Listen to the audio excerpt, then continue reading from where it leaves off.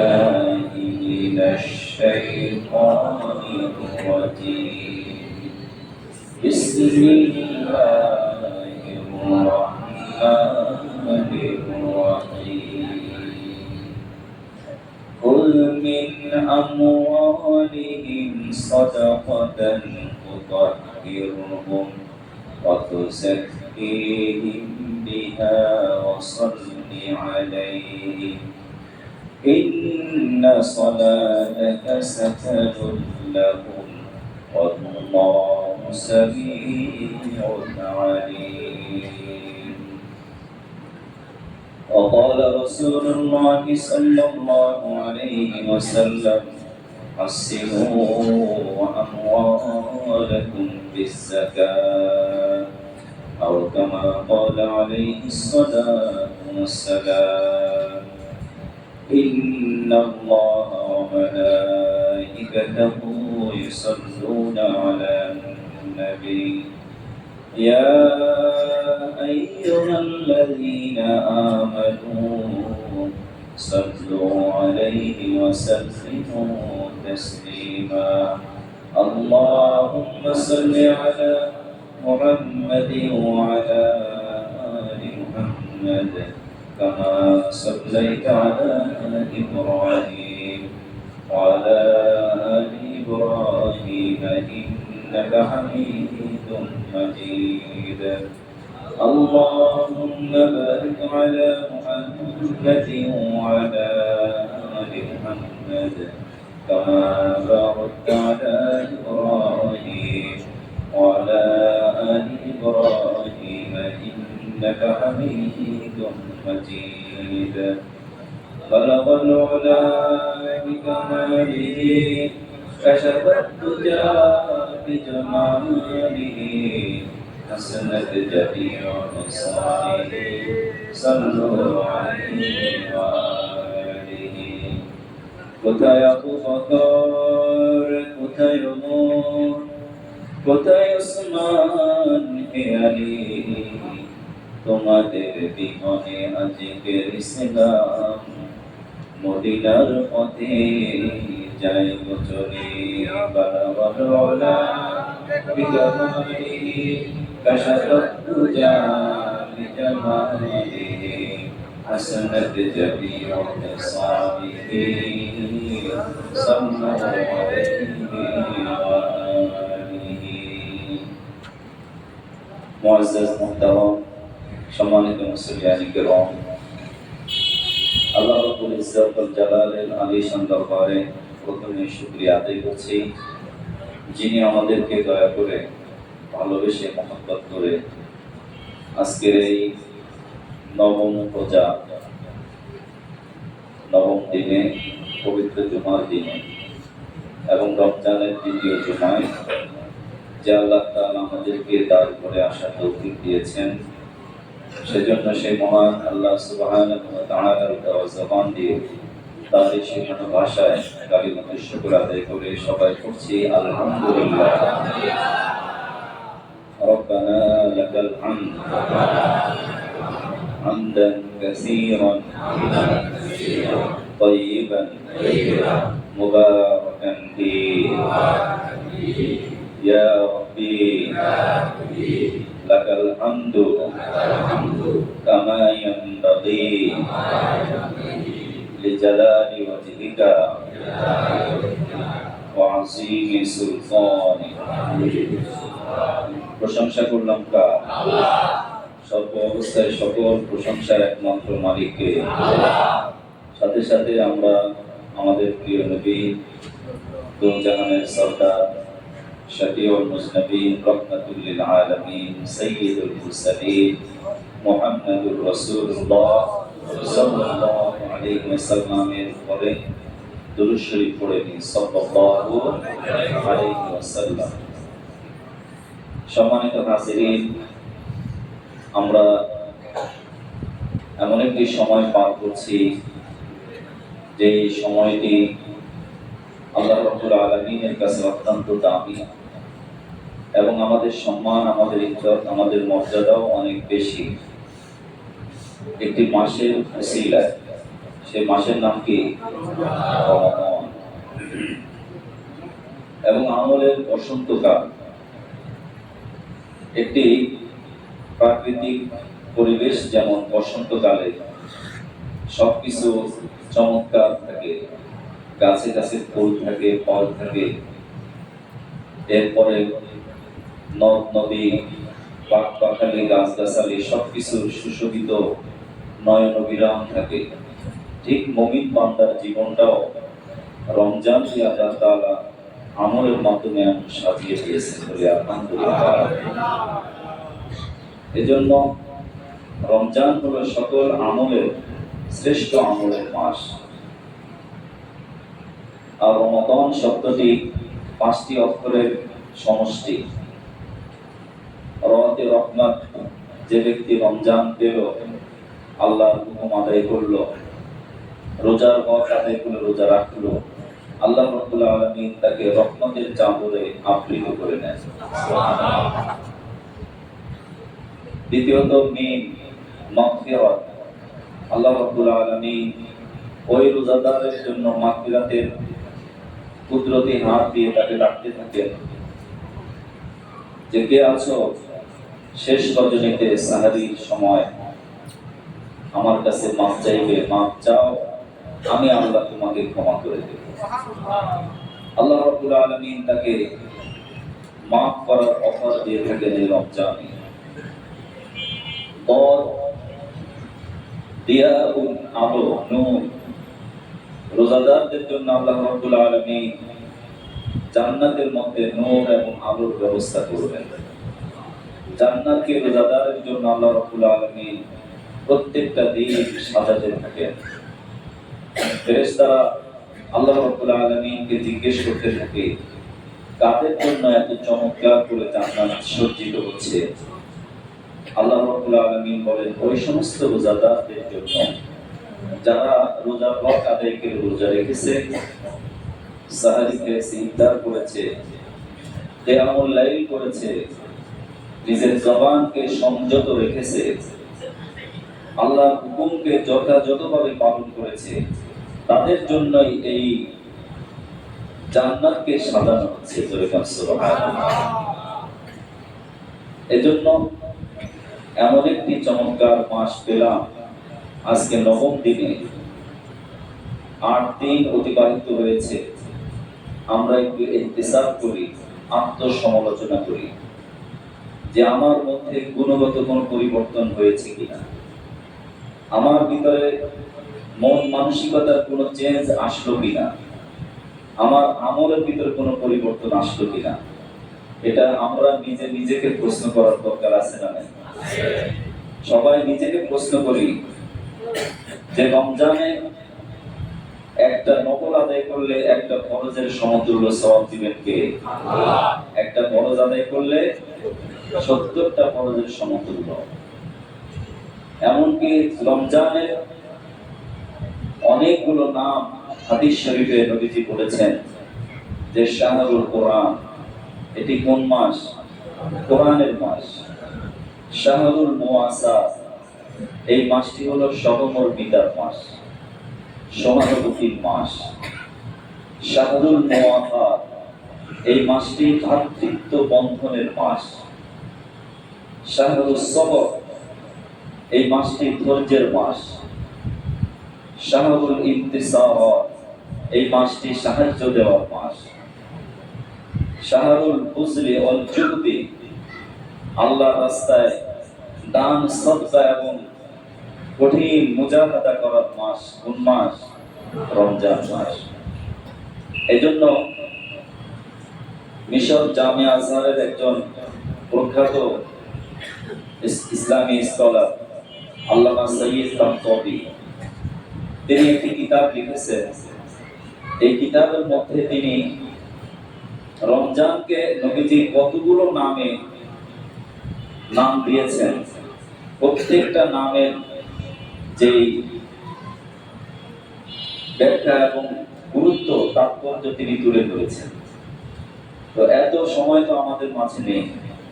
আমরা আজকে কোরআনুল কারীমের যে আয়াতটি শুনেছি, এই আয়াতের আলোকে রমাদানে দান, সাদাকা এবং যাকাতের গুরুত্ব, ফজিলত নিয়ে আলোচনা করব ইনশাআল্লাহ।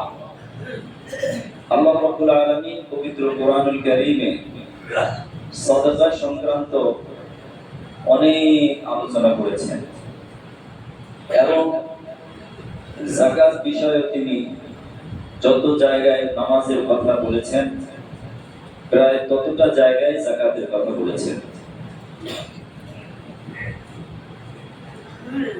ভিন্নভাবে স্বতন্ত্রভাবে 28টি জায়গায় যাকাত শব্দকে আল্লাহ রাব্বুল আলামিন উল্লেখ করেছেন এবং এই যাকাত আদায় করতে বলেছেন। কেননা যাকাত হলো ইসলামের 5টি স্তম্ভের কত নম্বর স্তম্ভ? কত নম্বর? ইসলামের স্তম্ভ কয়টি? 1 নম্বর ঈমান, 2 নম্বর নামাজ বা সালাত, 3 নম্বর হলো যাকাত। 3 নম্বর কি? আমরা ভুল এটাই করি। নবীজি হাদিস শরীফে বলেছেন, বুখারী শরীফের কিতাবুল ঈমানের হাদিস, বুনিয়াল ইসলামু আলা খামসিন, ইসলামের ভিত্তি কয়টি? 5টি। 1 নম্বর শাহাদাতু আল্লা ইলাহা ইল্লাল্লাহ, এই কথা সাক্ষ্য দেওয়া আল্লাহ ছাড়া কোনো ইলাহ নেই, কোনো মাবুদ নেই, কোনো স্রষ্টা নেই, আর মুহাম্মাদুর রাসূলুল্লাহ সাল্লাল্লাহু আলাইহি সাল্লাম আল্লাহ তাআলার বান্দা এবং রাসূল। ওয়া ইকামিস সালাত, এবং নামাজ কায়েম করা। নামাজ কায়েম করা মানে কি? নিজে নামাজ আদায় করা, পরিবার পরিজনদেরকে নামাজের জন্য তাদেরকে নামাজের নির্দেশ করা, এবং নামাজের যে দাবি সকল প্রকার অন্যায় অপরাধ থেকে নিজেকে কি রাখা, বিরত রাখার নামই হলো নামাজ কায়েম করা। শুধুমাত্র রুকু সিজদার নাম সালাত নয়। সালাত মানেই হলো, সালাত কায়েমের অর্থ কি? নিজের ভিতরে সালাত প্রতিষ্ঠা করা, পরিবারে সালাত প্রতিষ্ঠা করা, সমাজে সালাত প্রতিষ্ঠা করা, সকল অন্যায় থেকে বিরত রেখে সালাতের দাবি অনুযায়ী চলার নাম হলো নামাজ কায়েম করা। সুবহানাল্লাহ। 3 নম্বর হলো ওয়াইতাইজ যাকাত, যাকাত আদায় করা।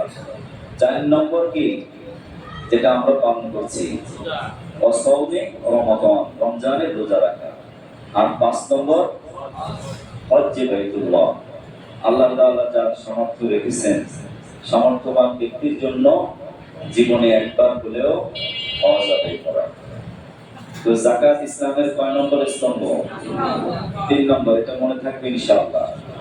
তাহলে বুঝে গেল, 1 নম্বর যদি ঈমান হয়ে থাকে, 2 নম্বর সালাত, 3 নম্বর কি? যাকাত।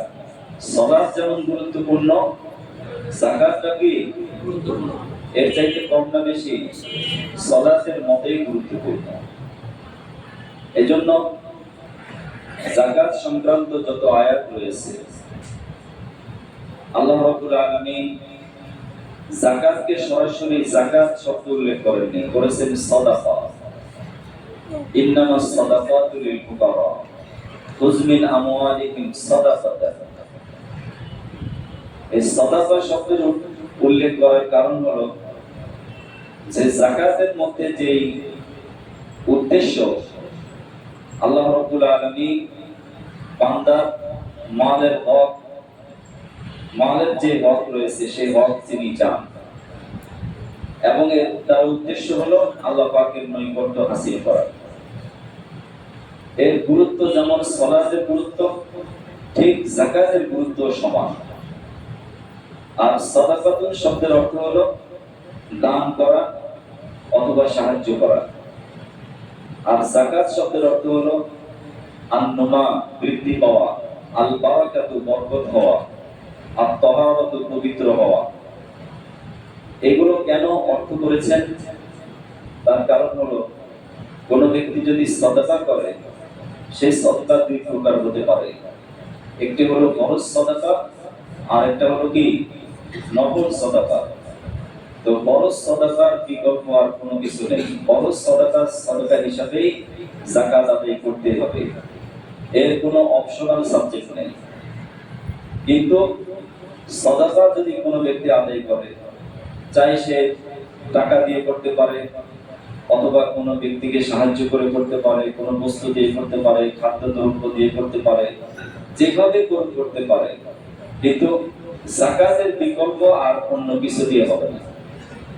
এজন্য যাকাতকে নবীজি সাল্লাল্লাহু আলাইহি সাল্লাম এত বেশি গুরুত্ব দিয়েছেন যে তিনি ইন্তেকালের পূর্ব মুহূর্ত পর্যন্ত মদিনাতে যাকাত সংক্রান্ত আয়াত নাযিল হয়েছে এবং যাকাতের ফরজিয়াত মক্কাতে সূচনা হয়েছে, মদিনাতে পরিসমাপ্তি হয়েছে। নবীজি বলেছেন, কোন ব্যক্তির উপরে যদি যাকাত ফরজ হয়ে থাকে আর যদি সে যাকাত আদায় না করে, জেনে রেখো সেই ব্যক্তি দুনিয়া এবং আখিরাত উভয় জাহানে ধ্বংস হয়ে যাবে। এবং নবীজি আরো বলেছেন, আসিনু আমওয়ালাকুম বিযাকাত, যে তোমাকে আল্লাহ রাব্বুল আলামিন যে সম্পদ দিয়েছেন এই সম্পদকে পবিত্র করো, মুক্ত রাখো, হেফাজতে রাখো, এই সম্পদকে ভালো রাখো যাকাত আদায়ের মাধ্যমে। কিসের মাধ্যমে? যাকাত দেওয়ার মাধ্যমে তোমার এই সম্পদকে পবিত্র করো। অদাও আমরাদাকুম বিসসাদাকা, এবং তোমাদেরকে যে রোগ দেওয়া হয়, যে অসুস্থতা আছে, এই অসুস্থতা থেকে তুমি মুক্তি চাও সাদাকার মাধ্যমে। কিসের মাধ্যমে? সাদাকার মাধ্যমে। যে ব্যক্তি বেশি পরিমাণে সাদকা করে, আল্লাহ রাব্বুল আলামিন অনেক রোগ ব্যাধি থেকে তাকে মুক্ত করে দেন। সুবহানাল্লাহ। এবং ৩ নম্বর নবীজি বলেন, তুমি তোমার আনেওয়ালা যত বিপদ আপদ আছে, তোমার সম্পদের বিপদ, শারীরিক বিপদ, সকল প্রকারের বিপদ থেকে তুমি রক্ষা পেতে হলে বেশি পরিমাণে নফল সাদকা আদায় করো। তো যাকাতের মাধ্যমে আল্লাহ রাব্বুল আলামিন সম্পদ বৃদ্ধি করে দেন, সম্পদ পবিত্র করে দেন এবং সম্পদকে তিনি সকল প্রকারের বিপদ থেকে রক্ষা করেন। এজন্য অনেক সময় দেখা যায় অনেকে নামাজে খুবই পাবন্দি আছে, নামাজে খুবই যত্নবান, কিন্তু যাকাত আদায়ে কোন রকম অনুমান নির্ভর একটা অর্থ সে গরিবদের মাঝে দেয়। এরকম আছে না? আমাদের সমাজে অনেক অর্থবিত্ত প্রভাবশালী অনেক মানুষ আছেন, অনেক ভাইয়েরা আছেন, অনেক মুসলমান আছেন যারা নামাজে খুবই যত্নশীল, ইমানের ব্যাপারেও তারা খুব যত্নশীল, রোজার ব্যাপারেও যত্নশীল, হজও করে, উমরাও করে, কিন্তু যাকাত আদায়ের ব্যাপারে এতটা যত্নবান না। এজন্য এটা কোনো ব্যক্তি যদি আদায় না করে তার শাস্তিটা দুনিয়াতেও আছে, আখিরাতেও আছে। দুনিয়ার শাস্তি হলো, নবীজি নিজেই বলেছেন, মা নাকাসাত সাদাকাতুম মিন বুলুলি বা তুমরি, কোন ব্যক্তি সদকা করলে তার মাল কখনো কমে যায় না। সদকা করলে মাল বাড়ায় দেন কে? আল্লাহ রাব্বুল আলামিন। ঠিক কোন ব্যক্তি যদি যাকাত আদায় না করে, দুনিয়াতে তার মাল ধ্বংস হয়, শারীরিকভাবে সে অসুস্থ হয়, মালের ভিতরে কোনো বরকত থাকে না, তার কোনো নিয়ন্ত্রণ থাকে না, এমনকি সে কত সম্পদের মালিক সে নিজেও বলতে পারে না। এরকম আছে না? নাই? রাতের বেলায় সারাদিন দোকানদারি করেছে, সারাদিন ব্যবসা করেছে, লক্ষ লক্ষ কোটি কোটি টাকা লেনদেন করেছে, রাতের বেলায় সে হিসাব মিলাতে পারে না, কারণ সে সম্পদের যাকাত হিসাব করে দেয়। এরকম আছে না? এই সম্পদের পেরেশানি এত বেশি তাকে পেয়ে বসে, তার খাওয়া দাওয়া, ঘুম, আরাম, পরিবার পরিজন, সংসার সব কিছু নষ্ট হয়ে যায় শুধুমাত্র সম্পদের হক আদায় না করার কারণে। নবীজি সাল্লাল্লাহু আলাইহি সাল্লাম অসংখ্য হাদিসের মধ্যে যাকাত দাতা ব্যক্তি যদি সম্পদের হিসাব করে যাকাত না দেয় তার কি শাস্তি হবে সেটা বর্ণনা করেছেন। আল্লাহ রাব্বুল আলামিন কোরআনুল কারীমে সূরা তাওবার মধ্যে বলেছেন, এছাড়া সূরা নিসার মধ্যে রয়েছে, ইয়াউমা ইউকমা আলাইহা ফি নারি জাহান্নামা ফাতুকুয়া বিহা জিবাহুকুম ওয়া জুনুবুহুম ওয়া যুহুরুহুম হাযা মা কানাসতুম লিআনফুসিকুম ফাযুকু মা কুনতুম তাকনিসুন। সেদিন যাকাত দাতা ব্যক্তি, যাকে আল্লাহ তাআলা সম্পদের মালিক বানিয়েছেন, এই সম্পদকে আল্লাহ রাব্বুল আলামিন উত্তপ্ত করবেন, প্রচন্ড গরম করবেন। এত গরম, দুনিয়ার কোন গরমের সাথে তার কোনো তুলনা নেই। জাহান্নামের গরম এতটাই গরম যে সারা পৃথিবীর যত আগুন আছে, সকল আগুনের কাছে জাহান্নামের এক ফোঁটা আগুন কোনো তুলনা চলে না। এত বেশি উত্তপ্ত করা হবে এই সম্পদকে। এবং ওই ব্যক্তির ললাটে, কপালে, জিহ্বায়, ডান পাশে, বাম পাশে, পেছনে এই উত্তপ্ত যে আগুন, এই আগুন দিয়ে তাকে সেক দেওয়া হবে। ওই আগুনটাই তার সম্পদ। এর ব্যাখ্যায় মুহাদ্দিসিনে কেরাম, মুফাসসিরিনে কেরাম বলেছেন, আল্লাহ রাব্বুল আলামিন ইচ্ছা করলে শুধুমাত্র ললাটে তো আগুনের উত্তাপ দিতে পারতেন, ডানে কেন দিবেন, বামে কেন দিবেন, পাঁজরে কেন দিবেন, পেছনে কেন দিবেন? এর কারণ হলো, অনেক সময় যাকাত দাতা ব্যক্তি বা সম্পদশালী ব্যক্তির কাছে গরিব মানুষ খুবই অসহায়ের মতো হাত পাতে, ঠিক কিনা বলে? এবং অসহায়ত্ব সে প্রকাশ করে।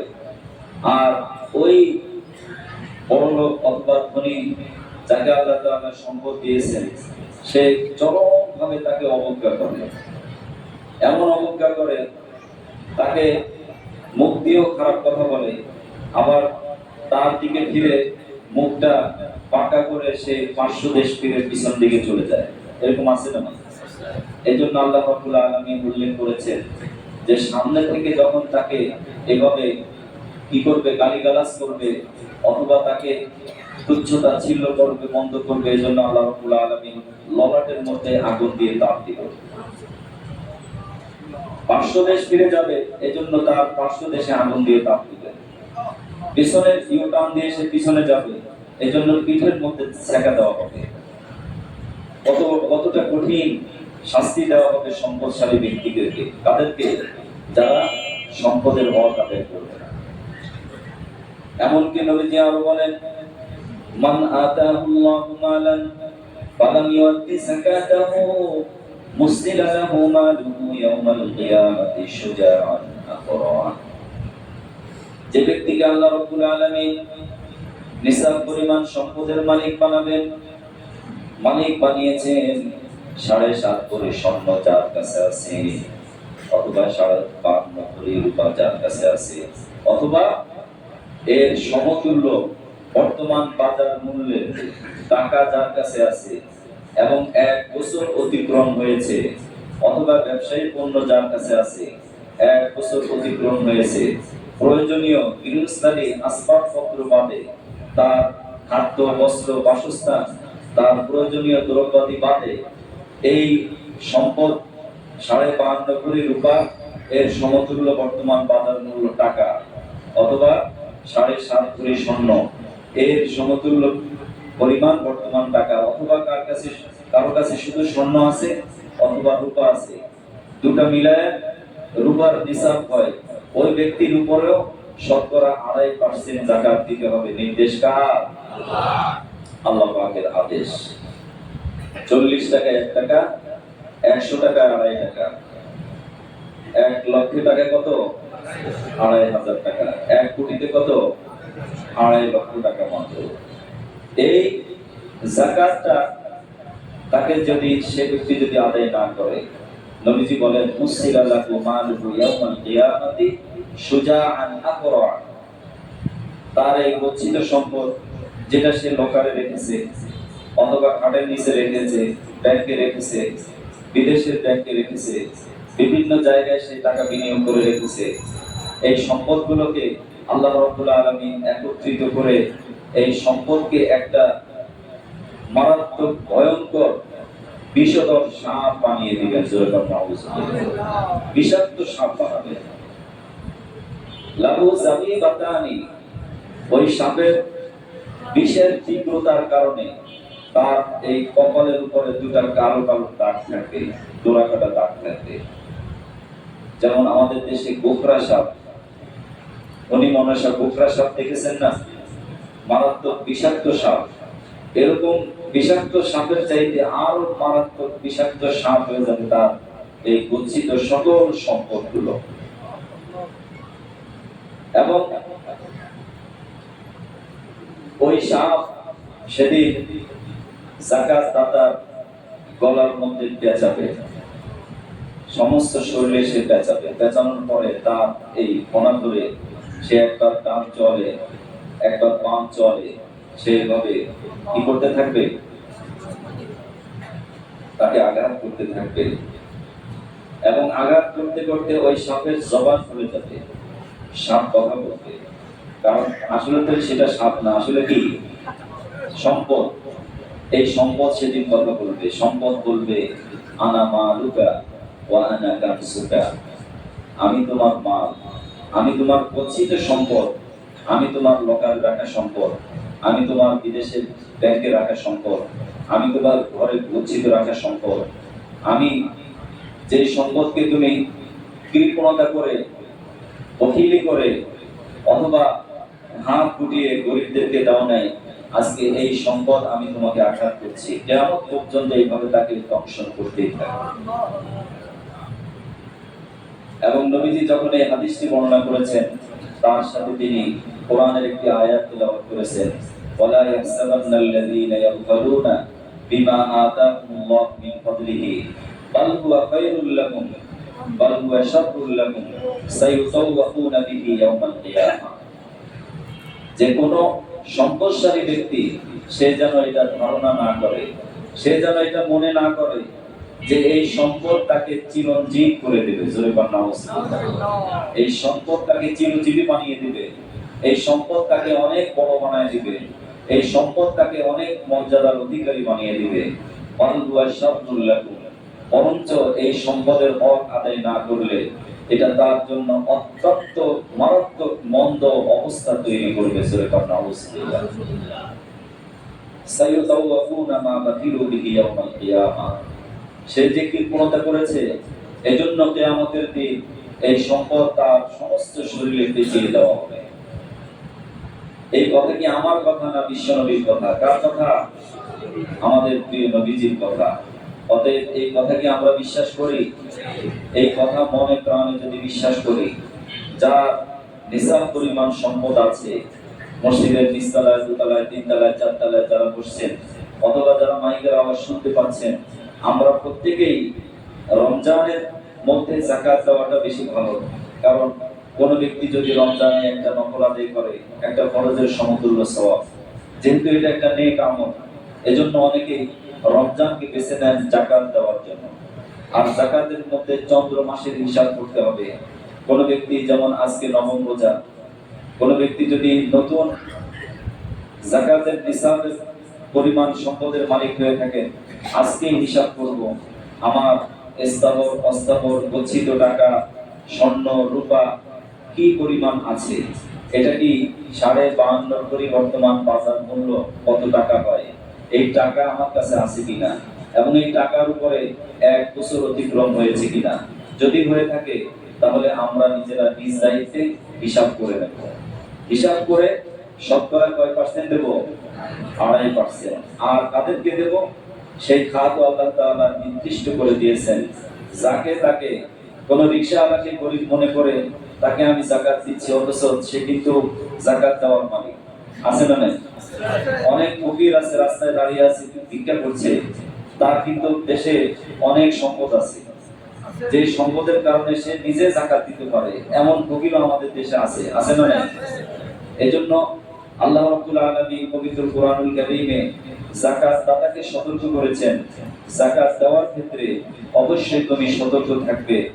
আর শ্রেণীকে 8টি খাতে যাকাত দেওয়া যাবে, তার মধ্যে একটি খাত রহিত হয়েছে, একটি খাত এখন আর বলবৎ নাই, এখানে আর প্রযোজ্য নাই। 1 নম্বর হলো ইন্নামাস সাদাকাতু লিল ফুকারাই ওয়াল মাসাকিন, যে সাদাকা যাকাত দিবে ফকির এবং মিসকিনকে। ফকির কাকে বলে? মান লাহু শাইউন, যার সামান্য কিছু আছে, কিন্তু যে পরিমাণ আছে সেই পরিমাণ দিয়ে সে কোন রকম টেনে টুনে তার সংসার চালাতে পারে, অতিরিক্ত কোনো কিছু করতে পারে না। অর্থাৎ সে যাকাত দেওয়ার মতো সম্পদ তার নাই, কোন রকম দিন আনতে দিন খায়, এই ব্যক্তি ফকির।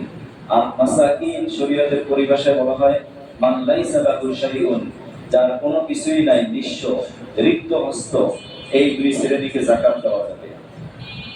ওয়াল আমিলিনা আলাইহা, ৩ নম্বর হলো রাষ্ট্রীয় পক্ষ থেকে যে ব্যক্তি যাকাতের মাল কালেকশন করবে, রাষ্ট্রের জিম্মাদারি পালন করবে, এই ব্যক্তি যদি যাকাত নেওয়ার মতো উপযুক্ত হয়ে থাকে তাকে যাকাত দেওয়া যাবে।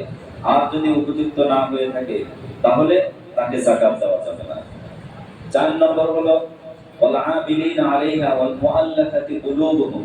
মুআল্লাফাতি কুলুব বলা হয় যে ইসলামের জন্য, ইসলামের দিকে আকৃষ্ট করার নিয়তে কোন অমুসলিমকে যাকাত দেওয়া, এই বিধান এখন আর নেই।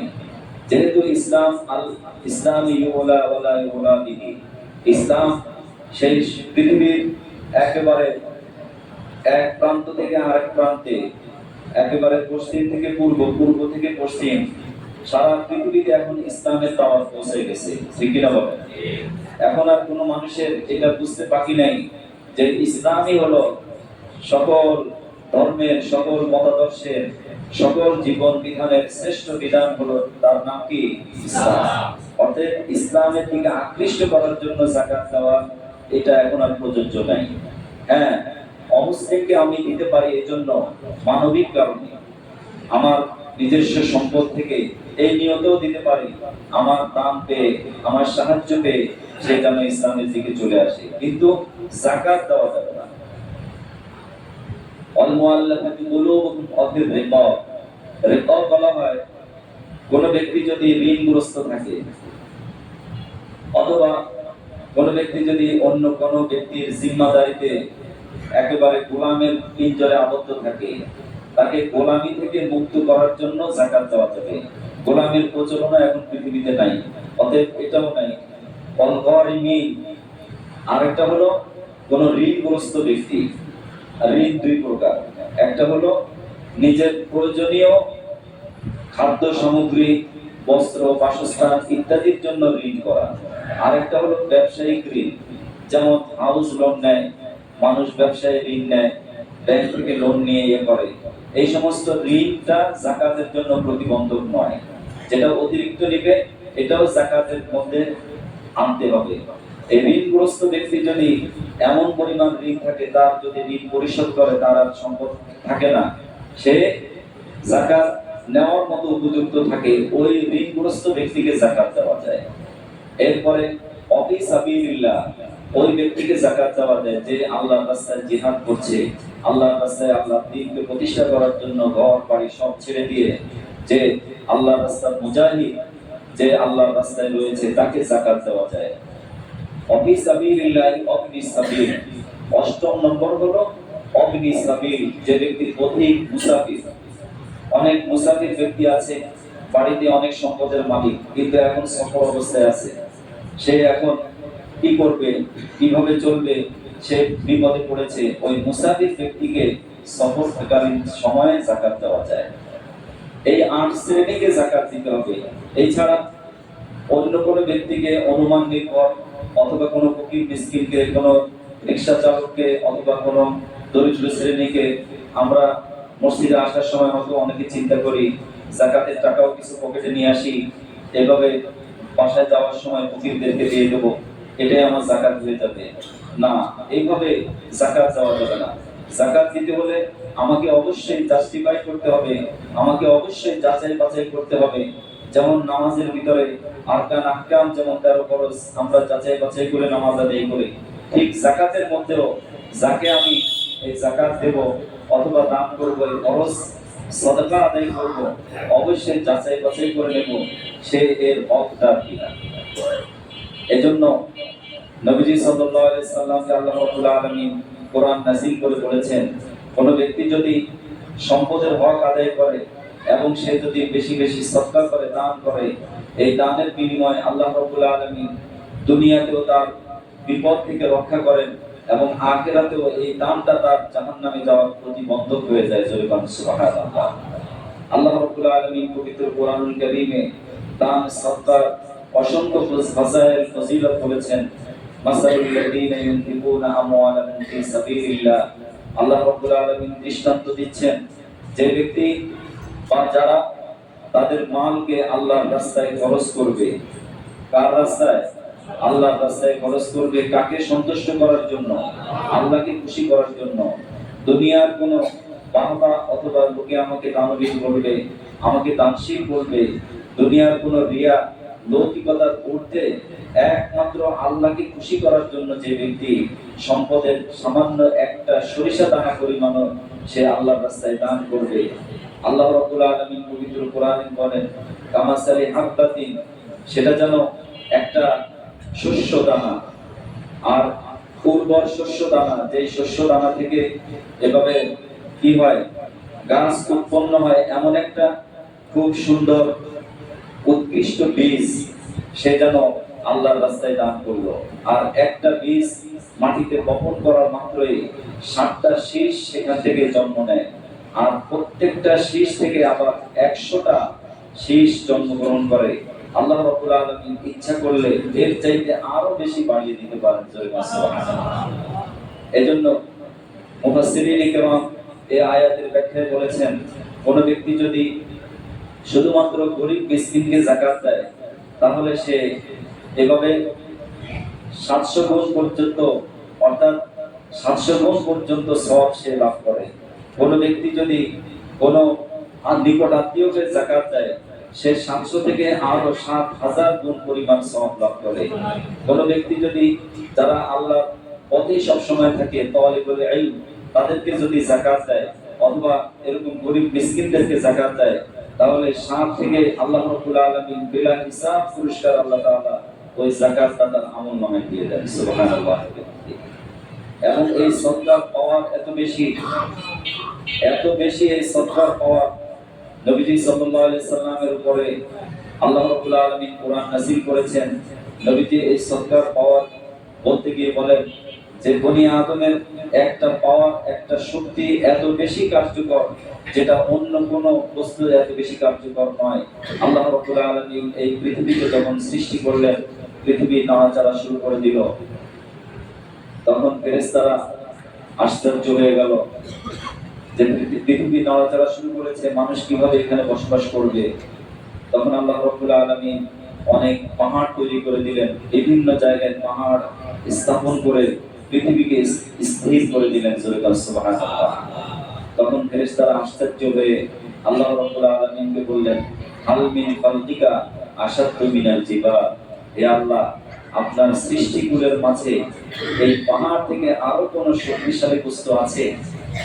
আল্লাহ রাব্বুল আলামিন বললেন, না, পাহাড় চাইতে আরো বেশি শক্তিশালী বস্তু আছে, সেটা হলো লোহা। সেটা কি? লোহা। কারণ এই লোহার শক্তি পাহাড়ের চাইতে বেশি। লোহা দিয়ে অনেক কিছু ধ্বংস করে দেয়, মানুষ ভাঙে, লোহা দিয়ে অস্ত্র তৈরি করে। ফেরেশতারা আবার জিজ্ঞেস করলো, হাল মিন খালকিকা আশাদ্দু মিনাল হাদীদ, লোহার চাইতে আরো শক্তিশালী কোন বস্তু কি আপনি সৃষ্টি করেছেন? আল্লাহ রাব্বুল আলামিন বলেন, না, লোহার চাইতে আরো বেশি শক্তিশালী বস্তু হলো আগুন। কারণ আগুন লোহাকে কি করে? জ্বালিয়ে দেয়, ধ্বংস করে দেয়। আবার ফেরেশতারা জিজ্ঞেস করলেন, হাল মিন খালকিকা আশাদ্দু মিনান নার, আগুনের চাইতে আরো কোন শক্তিশালী বস্তু কি আপনি তৈরি করেছেন? তখন আল্লাহ রাব্বুল আলামিন বলেন যে হ্যাঁ, আগুনের চাইতে আরো শক্তিশালী বস্তুর নাম কি? পানি। আল্লাহ রাব্বুল আলামিন আবার ফেরেশতারা আবার বললেন যে পানির চাইতে আরো কোন শক্তিশালী বস্তু কি আপনি তৈরি করেছেন? সেই বস্তুটার নাম কি? বাতাস। এই বাতাসের চাইতে আরো বেশি শক্তিশালী বস্তু হলো কোন বান্দা যদি ডান হাতে অথবা গোপনে দান করে, এই দানের যে ক্রিয়া প্রতিক্রিয়া ওই পাহাড়ের চাইতে, এই লোহার চাইতে, আগুনের চাইতে, পানির চাইতে আরো বেশি কার্যকর ভূমিকা, আরো বেশি শক্তিশালী ভূমিকা ওই দানকারী ব্যক্তির জন্য আল্লাহ রাব্বুল আলামিন নির্ধারণ করে দিয়েছেন। সুবহানাল্লাহ। এজন্য রমাদান আস্তে আস্তে চলে যাচ্ছে, রমজানের 9ম দিন আমরা পার করেছি, সামনে আরো কয়েকটা জুমা পাবো। প্রত্যেক দিন আমরা 5 ওয়াক্ত নামাজে শরীক থাকি। মসজিদ থেকে দান বাক্স এভাবে চালু হয়, এভাবে মসজিদে সাহায্য চাওয়া হয়। বিভিন্ন ফকির মিসকিনরা আমাদের কাছে সাহায্যের জন্য হাত পাতে। আমাদের আত্মীয় স্বজন অনেকে আছে গরিব মিসকিন, আমরা বেছে বেছে, আমরা খুঁজে খুঁজে আমাদের সম্পদ থেকে বেশি পরিমাণে দান করব, কারণ এই দানটা আল্লাহ রাব্বুল আলামিন নিজে বলেন, ইয়ামহাকুল্লাহুর রিবা ওয়া ইউরবিস সাদাকাত, যে সুদ এবং যেটা আল্লাহ রাব্বুল আলামিন নিষেধ করেছেন সেটা মানুষের জন্য ধ্বংস হয়ে যায়, আর সাদাকাকে আল্লাহ রাব্বুল আলামিন নিজে প্রতিপালন করেন। প্রত্যেকদিন সকালবেলায় আল্লাহ রাব্বুল আলামিন দুজন ফেরেশতাকে পৃথিবীতে পাঠিয়ে দেন। এই ফেরেশতাদের দুটা দোয়া করে ফেরেশতারা। এক নম্বর দোয়া করে, আল্লাহুম্মা আল্লাহুম্মা আতি মুনফিকান খলাফান, হে আল্লাহ আজকের এই দিনে আপনি তাকেই সম্মানিত করেন, তাকেই আপনি ইজ্জত দেন, তার সম্মান বাড়িয়ে দেন যে ব্যক্তি আপনার রাস্তায় বেশি বেশি দান করে। আর ফেরেশতাদের দোয়া আল্লাহ রাব্বুল আলামিন মঞ্জুর করেন, ঠিক কি না বলেন? আবার আরেক ফেরেশতা ওই ব্যক্তির জন্য বদদোয়া করে, আল্লাহুম্মা আতি মুমসিকান তলাকান, হে আল্লাহ ওই ব্যক্তিকে আপনি ধ্বংস করেন যে ব্যক্তি কৃপণতা করে, যে ব্যক্তি বখিলি করে, যে ব্যক্তি সম্পদকে জমা করে রাখে, কুক্ষিগত করে রাখে, আপনার রাস্তায় দান করে না, ওই ব্যক্তিকে আপনি ধ্বংস করেন। আল্লাহর ফেরেশতাদের এই দোয়া আল্লাহ রাব্বুল আলামিন মঞ্জুর করেন। এজন্য মুহতারাম হাজিরিন, রমজানে নবীজি প্রবাহিত বাতাসের মতো বেশি বেশি দান করতেন। আমরাও আমাদের সম্পদ থেকে বেশি পরিমাণে দান করব। আল্লাহ তাআলা যেন আমাদের সবাইকে কবুল আর মঞ্জুর করে নেন। সবাই বলি আমিন।